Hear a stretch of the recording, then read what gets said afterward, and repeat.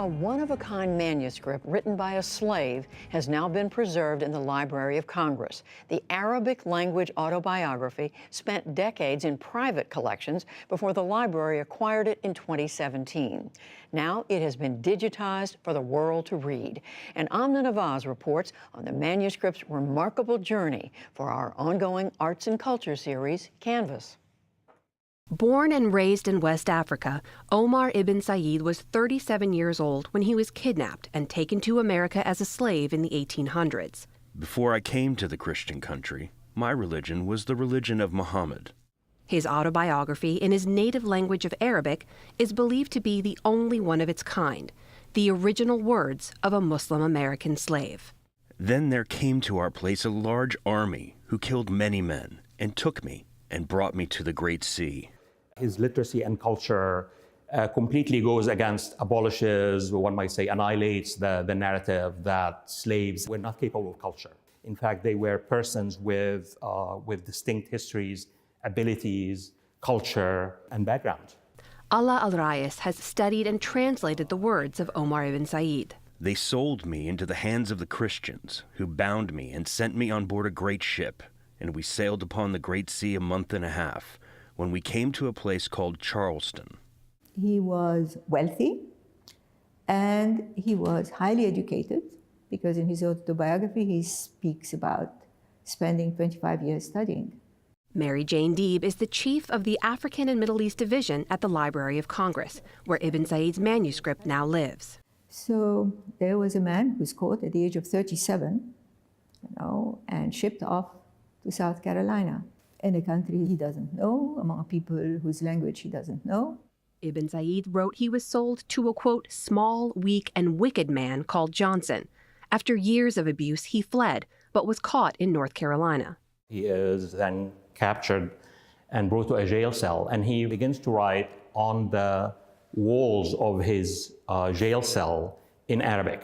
So that attracted attention of pretty important people, because the man who ends up buying him and releasing him from jail was the brother of the governor of North Carolina. Over time, Ibn Said converted to Christianity.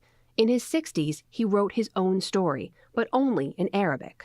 It's written in Arabic, and so his masters could not really read it at all. They could not really influence its writing. And so it was really his exact words, unfiltered by the machinery of the editorship of masters and abolitionists, as other slave narratives were. A machinery Al-Rais says erased countless narratives, including the fact that up to 20% of Africans enslaved in America were Muslim. Ibn Said, in fact, chose to open his autobiography with a verse from the Quran. The crux of this Quranic chapter is that it's only God who has the possession and the ownership, both of human beings and of things. And therefore, it seems to me a kind of a hidden text. What Omar is saying is that you guys have no right to own me here. It's a narrative that challenges the original concept of who the slaves were when they came here. That they didn't really have a system of belief. They were uncultured, they didn't have a written system. This is what he brings to the table, and basically says that is who we really are. But before those pages written by Omar ibn Said could be shared with the rest of the world, conservators here at the Library of Congress worked for months behind the scenes to bring those pages back to life.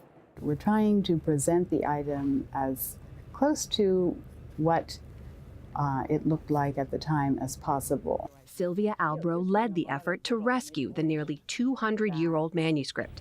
The materials themselves, she says, tell us even more about the life of Omar ibn Said.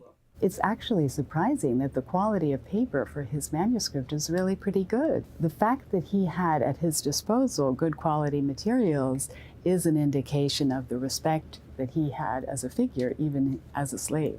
That respect brought Ibn Said to the attention of prominent abolitionists, missionaries, and linguists at the time, who translated his story and used it in their fight against slavery. The entire manuscript is now available online for a new generation to read Ibn Said's words for themselves. For the PBS NewsHour, I'm Amna Nawaz in Washington, D.C. And what a gift it is to all of us.